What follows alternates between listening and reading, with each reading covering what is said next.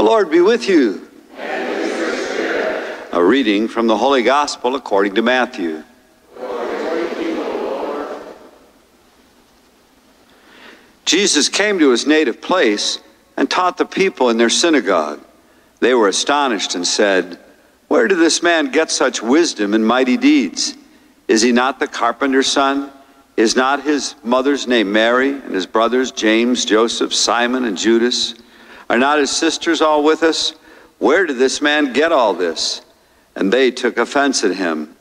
But Jesus said to them, "A prophet is not without honor except in his native place and in his own house."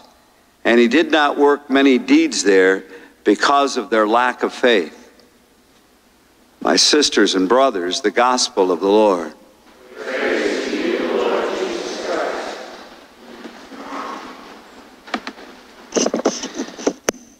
So would you agree with this statement? Jesus, God, is all-powerful. Don't worry, you don't have to raise your hand, but we often think of that, and in one way, that's true. God is all-powerful. In another way, he's not. In other words, God can't make us do the right thing, can't make us do his loving will. In a sense, this all-powerful God subjects himself to our weak human nature, because we know that, again, God will not coerce anybody to do the right thing, because that would be force and not love. Bring that up because the reality is, even in our own prayer and as we see what goes on, sometimes we say, "God, you don't seem to be working here. Why aren't you making a difference?"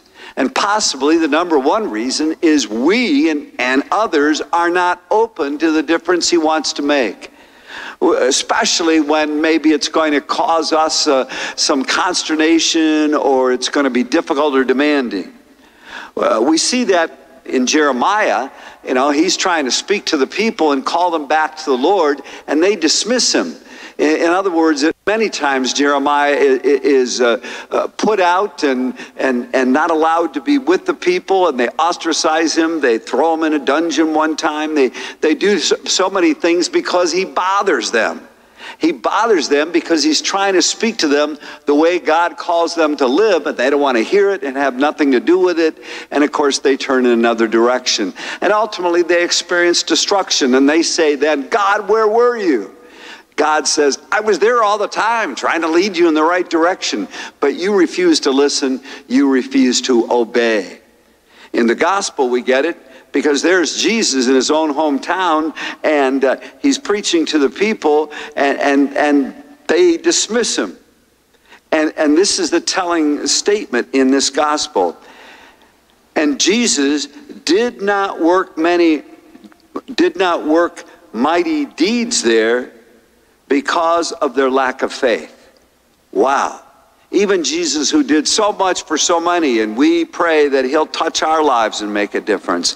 If there's lack of faith, if there's lack of a willingness to obey God, to be led by the Spirit, it's not going to happen.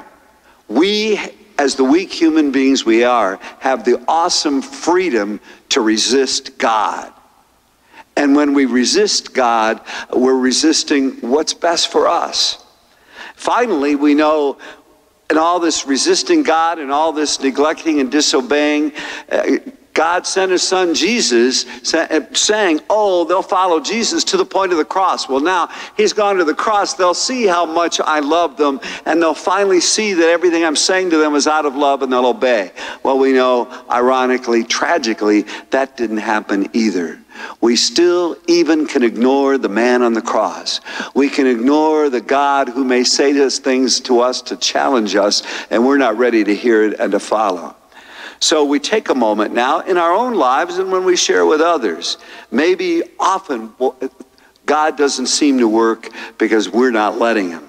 Let's take that moment and see if there's any aspect in our lives where we're not letting God, as much as we may pray and everything else, we're not letting God work in us and through us and for us for the good, especially when we think, "That's too hard, I'll ignore it." Quiet moment. God bless you.